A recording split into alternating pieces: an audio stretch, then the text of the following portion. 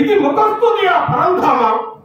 నేను మీ దాసుడను కాన, మీ పాదసేవ కాక అన్య పరమార్థము కలదా ఈ జీవికి? భగవంతులకు భక్తుడు దూరముగునా తండ్రి? అది ఆకారం నాటి మాట. దూరమైన అంతఃకరణ దూరం కావాలి తలపలేదు. అయ్యో శ్రీరామచంద్ర ప్రభు, దుష్ట గ్రహచార వశమున ఇట్టి సంఘటన సంభవించలే కానీ మన అంతస్తుల మధ్య అగాధము కూడున పరమాత్మను క్షమింపము. క్షమింపగల శక్తివంతుడు మంచిదయ్యా. అది ఏనాటి పురాణము. ఇప్పుడు నీ పదవుల అప్రస్తుతం. ప్రయోజనం సిద్ధించిన తర్వాత భగవత్ శక్తికి వృద్ధాప్యము వచ్చి భక్తి భావనకు లేని స్థితి ఏర్పడు. ఏమందువా